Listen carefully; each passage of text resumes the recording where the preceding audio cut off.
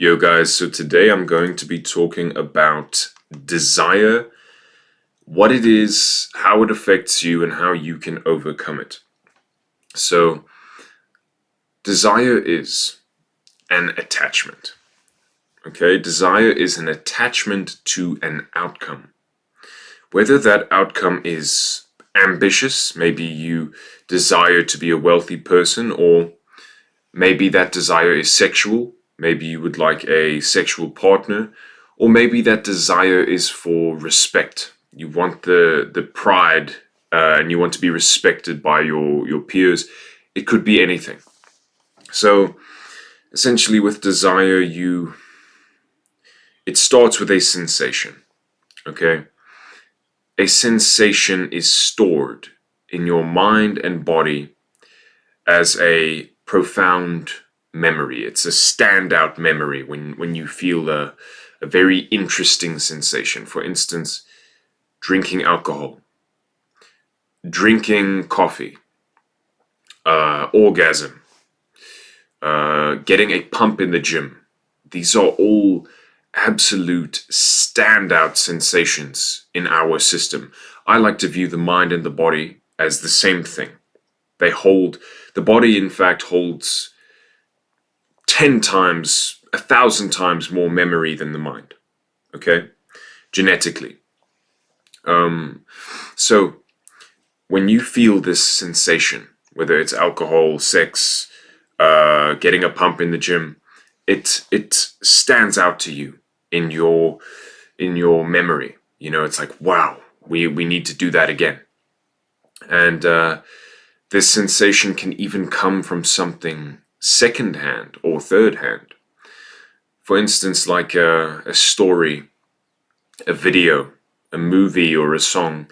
You're sensing the sensation that the person is feeling, or you're seeing the emotions that the person is feeling, and you're feeling it yourself secondhand. So I'm going to give you kind of an example of that. So these emotions and sensations that we have from these standout things that have happened to us, they draw us towards certain things. So they're kind of like pulling you after you felt them. They're pulling you towards the thing that you felt, of course, because it's profound, it's big in your experience. So, for instance, let's look at a second-hand desire. So let's say your brother went on an adventure to the Amazon, okay, and he told you some really vivid stories of his encounters. And depending on how receptive you were at that time, a certain desire begins to arise in you. Maybe you want to go on an adventure, you want to sit in the boat on the river, and you want to camp out in the Amazon. But what I want to tell you is that this expectation is false.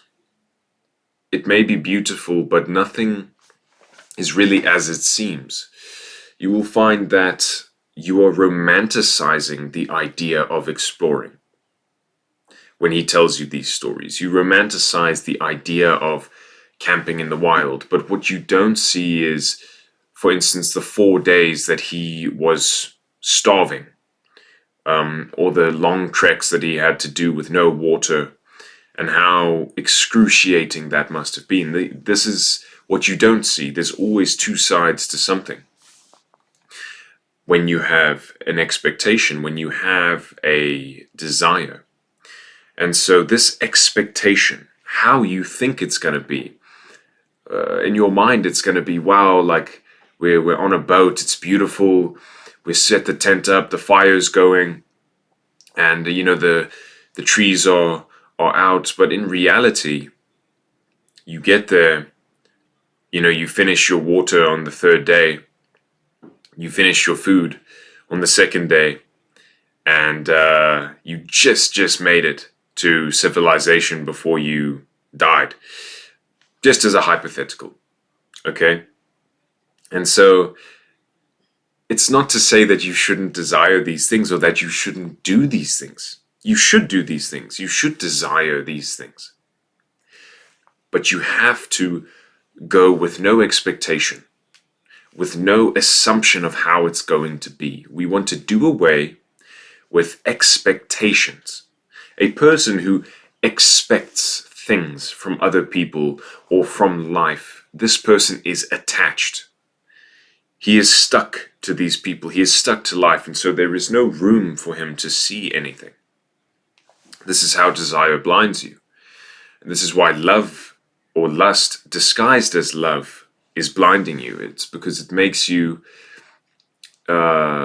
expectant, assumptive, and this clouds you, this eludes you.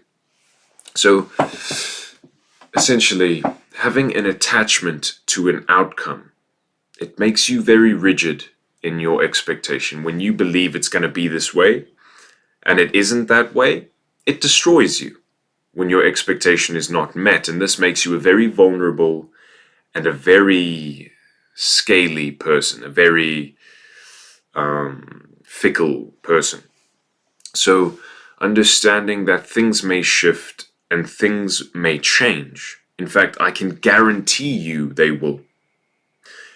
But you, having gotten rid of your expectation, your assumptions, you become untouchable when you have no expectations. Because nothing can shake you, because you have no prerequisite idea of what this is going to be like. You are not thinking with your mind, you are seeing with your eyes. You are looking at what is happening to you or with someone else, and you have no expectation. You're simply seeing it for what it is. Now, how does this tie in with desire? Well, desire is only there because you have a certain expectation of what the outcome is going to be like. For instance, you're very hungry and your parents tell you, okay, we're going to go to a Chinese restaurant tomorrow or in 3 days, on when we go on holiday or something. And you begin to yearn for it because you expect the outcome to be a certain way. You have an expectation. Or you meet with a girl and you believe that it's going to be a wonderful time, but maybe she ends up arguing with you. Maybe she ends up breaking up with you or hitting you. Who knows? Have no expectation. Treat everything as an experiment. I want you to be more playful with life. When you are playful with life, you can be conscious of your desire. But when you're serious about life and you have this desire, as soon as an opportunity pops up, you're going to abrasively move towards that and potentially make a decision that you are not going to benefit from. So becoming playful with life, becoming experimental with life, this is what it means to be a yogi. A person who wants to connect and unify with life in a way that you don't have any expectation. This is selflessness. When you are selfless, people come towards you. When you're selfless, people want to be with you, whether that's in a business sense, in a romantic sense, in a friendship sense. When you're selfless, when you have no expectations of the outside world, as well as from anyone else, people come towards you. Essentially, you are a gift to the world when you expect nothing back from it. You become a person who people admire, because it's very rare that people have no expectations. So when someone comes along who has mastered playfulness, who has become experimental with life, it's a very weird feeling for people around you, and they are drawn to you in many ways. So I want to end this off by saying I have a product that can teach you how to pretty much meditate, how to train, how to conquer your desire as well. There is a chapter in there dedicated to desire, and it's the top link in the description if you would like to buy my Zenith Scroll. It's called the Zenith Scroll, And I'm going to end this video off by saying the only thing that you can control in life is you. It is your body, your mind, your soul. So you must approach life from an inward perspective. Build your body. Build your mind. Become flexible. Get out there, get moving. This is something really important to understand your desires, is that you actually have new experiences often.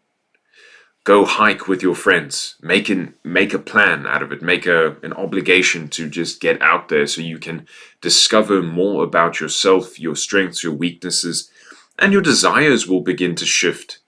And you will actually yearn less when you are full of new experiences, because these experiences will teach you many things.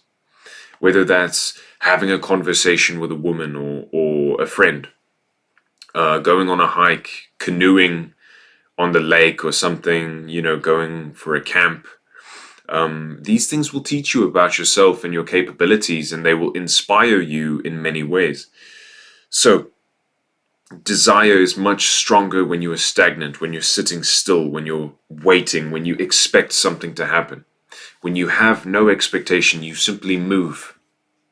You want to test life. You want to experiment with life. See yourself and see life and what properties they have. Become a selfless person. But anyways, guys, I will see you very soon. Zenith Scroll, top link in the description if you would like to buy it. I made it to help people reach their highest peak.